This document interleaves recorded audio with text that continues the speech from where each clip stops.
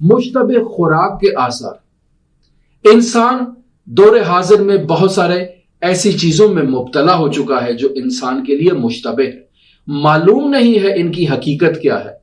ان کی طہارت ہے یا ان کے اندر خباثت پائی جاتی ہے۔ جب حقیقی طہارت نصیب ہونا انسان کے لیے دشوار ہو جائے اور انسان شبہ ناک چیزوں میں مبتلا ہو جائے، شبہ ناک چیزوں کو استعمال کرنا شروع کر دے، تو پھر انسان جو ہے اس کے وجود میں مشتبہ چیزوں کے آثار خود بخود نمایاں ہونا شروع ہو جائیں گے۔ یہ جو آپ دیکھتے ہیں حیوانات کو فیڈ کھلائی جاتی ہے، معلوم نہیں ہے اس فیڈ میں حلال گوشت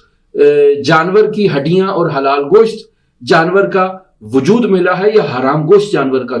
وجود ملا ہے۔ ہمیں معلوم نہیں ہے کہ یہ فیڈ کس چیز سے تیار کی جاتی ہے۔ فصلوں کو جو پانی دیا جا رہا ہے وہ پانی پاک ہے یا نجس ہے، ہمیں معلوم نہیں ہے۔ فصلوں میں جو اسپرے کیا جا رہا ہے یہ طاہر ہے یا نجس ہے، ہمیں معلوم نہیں ہوتا ہے۔ فصلوں کو جو کھاد دی جا رہی ہے حلال سرمائے سے دی گئی ہے یا حرام سرمائے سے دی گئی ہے،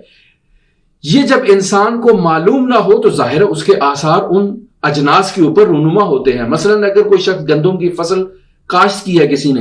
اور اس گندم کی فصل پر اس نے ربا اور سود کے پیسوں سے سپرے کیا ہے، سود کے پیسوں سے اس میں کھاد ڈالی ہے، تو یقینی بات ہے وہ گندم جو ابھرے گی وہ گندم مشتبہ گندم ہوگی۔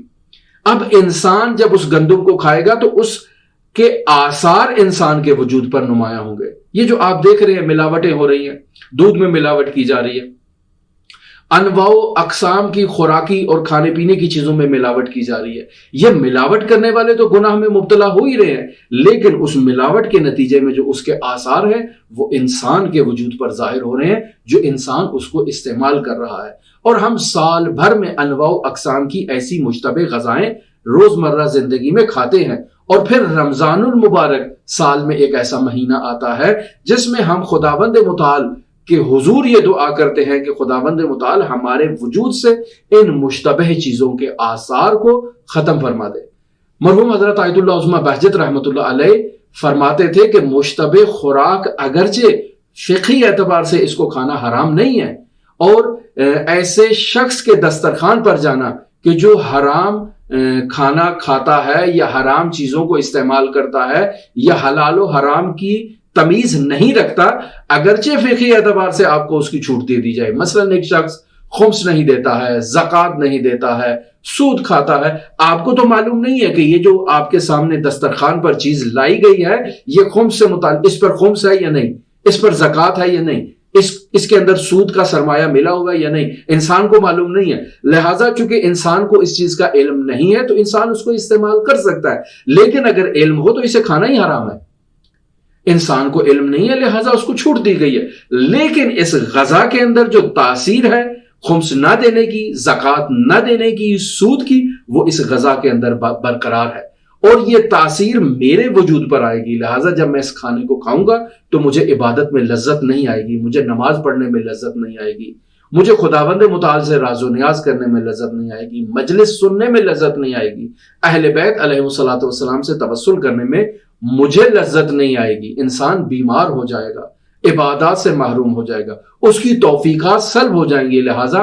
ہم دیکھتے ہیں بزرگ علماء قدیم جب بھی کسی کے دسترخوان پر اول تو جاتے ہی نہیں تھے، لیکن اگر جاتے تھے تو شرائط تعین کرتے تھے کہ مثلا یہ کھانا فلاں مال سے ہونا چاہیے، میں اپنا مال دیتا ہوں آپ کو تاکہ میرے مال سے آپ میرے لیے غذا تہیا کریں اور میں آپ کے دسترخوان پر آؤں، میرے پیسوں سے آپ اس کو کریں۔ یہ بزرگان بسا اوقات کسی کے دسترخوان پر اگر جاتے تھے تو اپنی جیب سے کچھ پیسہ صدقے کے طور پر یا خیرات کے طور پر نکالتے تھے کہ جو میں نے اس گھر سے کھایا ہے اس کے آثار دفع ہو جائے میرے وجود سے۔ تو یہ کیوں کرتے تھے بزرگان؟ اس قدر احتیاط کیوں کرتے تھے؟ کسی کے گھر میں جاتے تھے تو کہتے تھے کہ بھئی اگر آپ کے گھر میں پاک اور طاہر خاتون ہے تو وہ میرے لیے کھانا تیار کرے، میں ہر خاتون کے ہاتھ کا کھانا نہیں کھاؤں گا۔ کیوں یہ ساری چیزیں تھیں؟ یہ اس وجہ سے تھی کہ ان چیزوں کے آثار انسان کے وجود پر نمایاں ہوتے ہیں۔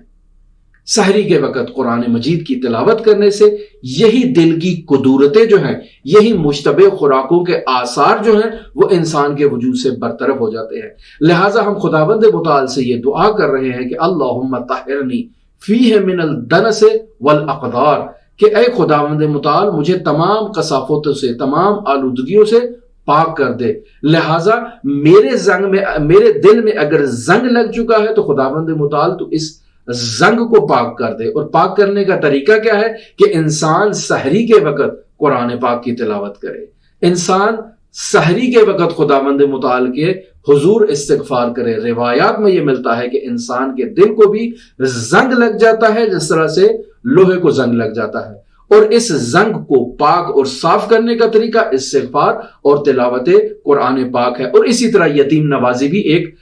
ذریعہ ہے جس کے ذریعے سے انسان اپنے دل کی میل کچیل کو صاف کر سکتا ہے.